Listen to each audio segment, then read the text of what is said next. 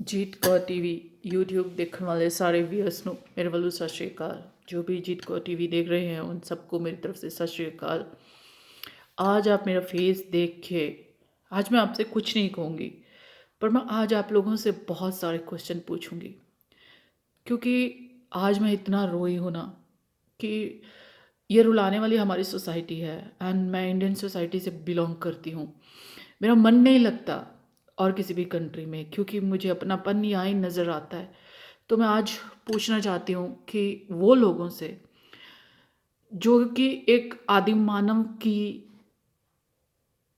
जाति में होने के बाद हम एक सभ्य समाज के नागरिक बने, law and order and police and forces बने, ताकि हम पे कंट्रोल कर सके। पर क्या हमारे ऊपर आज भी लॉ एंड ऑर्डर का और इन्फोर्समेंट का कुछ फ़र्क है?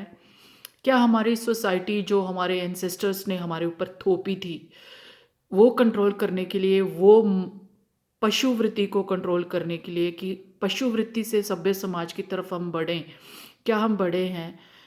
मुझे इतनी शर्म आती है कि आज एक 18 ईयर की लड़की, 19 ईयर की लड़की, जिसकी शादी को अभी 1 साल भी नहीं हुआ, उसे बेटाडीन पी के सुसाइड करने की कोशिश करनी पड़ी, क्योंकि उसका फादर नहीं है एंड उसकी जो माँ है वो मेरे यहाँ काम करती है। तो शादी इसलिए कर दी कि फादर नहीं है, जल्दी जल्दी शादी कर दे, लड़कियाँ अपने घरों में चली जाएं। और क्योंकि ये काम करने वाली सोसाइटी जो है वो बच्चों को ज़्यादा पढ़ाते भी नहीं, क्योंकि जॉब नहीं करते और जल्दी जल्दी शादी करने की सोचते हैं। बस मैं आज यहाँ पे समाज के उन आदमियों से ये क्वेश्चन करना चाहती हूँ, क्यों करते हैं शादी आप लोग? जब आपकी माएँ और आपकी बहनें आपकी बीवियों को बर्दाश्त नहीं कर सकती, एक छोटी सी बच्ची को शादी करके आप अपने घर पे ले आते हैं और उसके बाद आप उसका ध्यान नहीं रख सकते। क्या शादी सिर्फ माँ बाप बिस्तर गर्म करने के लिए और रातें काटने के लिए करते हैं? क्या शादी सिर्फ और सिर्फ एक फिजिकल रिलेशन की डिमांड को पूरा करने के लिए आदमी करता है? जब बहनों से ये बर्दाश्त नहीं होता कि उनकी भाई के साथ उनकी भाभी है, माँ सासों से ये बर्दाश्त नहीं होता कि उनके बेटे के साथ उनकी बहू है, वो उसको समाज की पद्धति के हिसाब से शादी करके समाज की परमिशन से लेके आए हैं, तो उस आदमी पे उसका भी राइट होना चाहिए, उस घर में उसका भी राइट होना चाहिए। तकरीबन पिछले 1 साल से ऐसे ही चल रहा था और एडजस्टमेंट हो रही थी। अब मुझे ये जानकर इतनी तकलीफ़ हुई है कि वो लड़की मैनेज नहीं कर पाई और उसने बेटाडीन पी लिया, बट वो सरवाइव तो हो गई। अब उसको जॉइंटिस, हेपेटाइटिस टाइप की वो चीज़ें हो रही हैं जो उसके साइड इफ़ेक्ट हैं बचने के बाद। और उसकी माँ जो काम करके अपने बच्चों को पालती है, वो कैसे बर्दाश्त करेगी ऐसी हरकतें? और ऐसे ही हमारे समाज के वो बहुत सारे लोग हैं जो ऐसी चीज़ें देखते हैं, सोचते हैं और जिनके साथ होती हैं, जिनकी बेटियों को मार के घर से निकाल दिया जाता है, धक्के मार के, कि सोफ़ा नहीं दिया, कुर्सियाँ नहीं दी, पलंग नहीं दिए, सामान नहीं दिया, मोटरसाइकिल नहीं दी और कुछ भी नहीं दिया डाउरी की वजह से। क्या किसी ने अपने बॉडी का एक अंग बढ़ा करके उसको तुम्हारी सर्विस के लिए भेज दिया? क्या वो काफ़ी नहीं है? जो लोग दहेज के लिए इतना तंग करते हैं लड़कियों को कि उनके पास सिर्फ मरने के अलावा और कोई ऑप्शन नहीं रह जाता। मुझे बहुत तकलीफ़ हो रही है, मुझे शर्म आ रही है कि हम ऐसी सोसाइटी का एक हिस्सा हैं जहाँ पे गवर्नमेंटें और सोशल जो इन्वायरमेंट है वो दावा तो करता है प्रोटेक्टेड समाज का, पर क्या प्रोटेक्ट कर रहे हैं? लड़की घर से बाहर जाती है, ऐसी कितनी लड़कियों को मैंने देखा है, मिला है। कितनी लड़कियां घर से बाहर जॉब करने जाती हैं अपनी और अपने पेरेंट्स की हेल्प करने के लिए, अपनी एजुकेशन का और अपनी ज़िंदगी के वजूद के होने का हिस्सा निभाने के लिए, अपनी जिम्मेदारी निभाने के लिए उनके साथ बाहर क्या क्या करते हैं ये सीनियर लोग जो होते हैं, कैसा बिहेव करते हैं उनके साथ। ये आदमी प्रधान समाज है जहाँ पे आदमी को बहुत ज़्यादा राइट्स हैं। क्या आदमी इस चीज़ को रोक सकता है? क्योंकि औरत नहीं रोक सकती।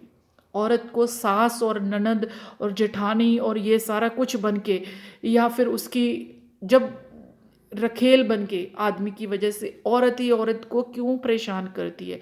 मेरे पास इसका कोई जवाब नहीं, क्योंकि हम कितनी भी काउंसलिंग करें, जब तक बंदा यहाँ से बड़ा नहीं होता, यहाँ से ग्रोथ नहीं करता, इस समाज का कभी भी ग्रोथ नहीं हो सकता।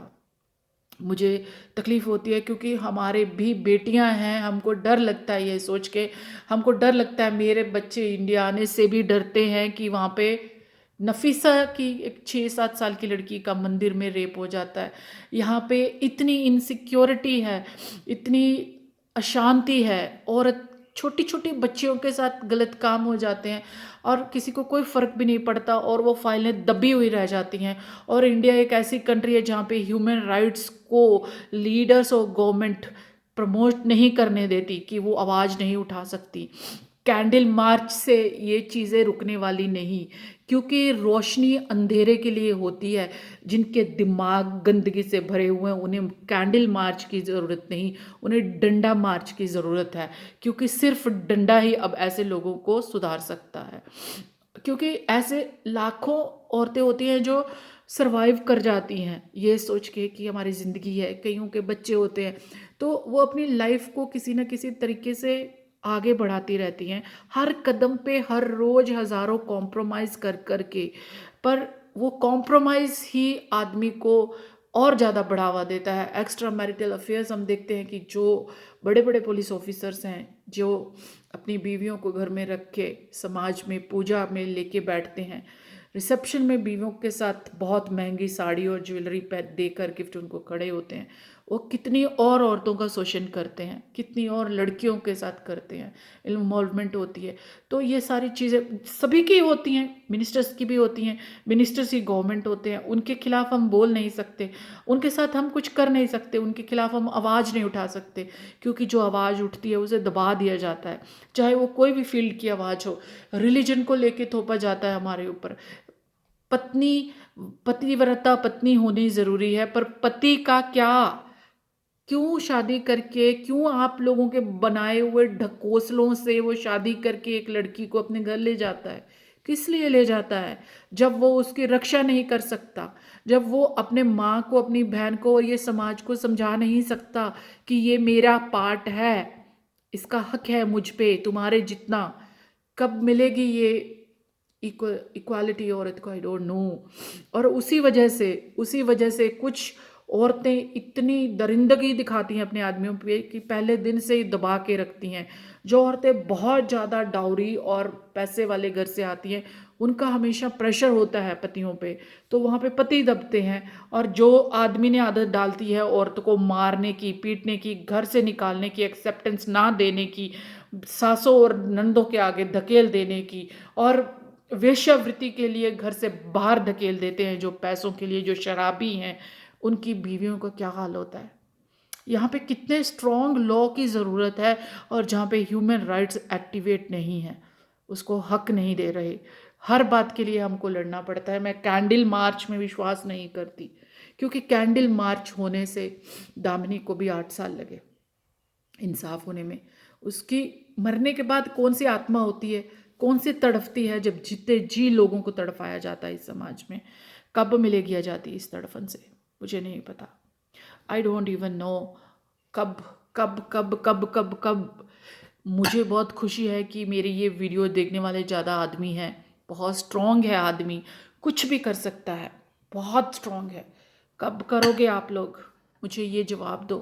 कब करोगे आप लोग इस चीज़ की शुरुआत? औरत को अपने कंधे के साथ कंधा मिला के खड़े होने की आज़ादी कब दोगे? कब आप उसमें एक सेक्स अपील के अलावा एक औरत, एक इंसान देखोगे आप, एक ममता देखोगे आप? कितनी खूबसूरत होती है, कितनी इमोशनल होती है, कितनी कलरफुल होती है औरत। औरत के बिना समाज कैसा होता? जिस घर में औरत नहीं होती उजाड़ होता है, वहाँ पे कोई शिक्षा नहीं होती वहाँ पे। इस औरत को कब गले से लगाओगे आप लोग, एक इंसान समझ के? सिर्फ एंटरटेनमेंट समझ के, सिर्फ एक हवस की पूर्ति के लिए औरत नहीं है, उसके अलावा भी बहुत कुछ है भाई। कब समझोगे आप लोग? I don't know, I don't know. I am so stressed and I am so depressed and I am so upset कि आदमी इतना मजबूत होता है क्या, कि सिर्फ औरत को तंग करना जानता है। आप लोग कब दोगे इंसाफ औरत को? कब दोगे? मुझे इसका जवाब चाहिए। कब देंगे आप लोग? कब देंगे?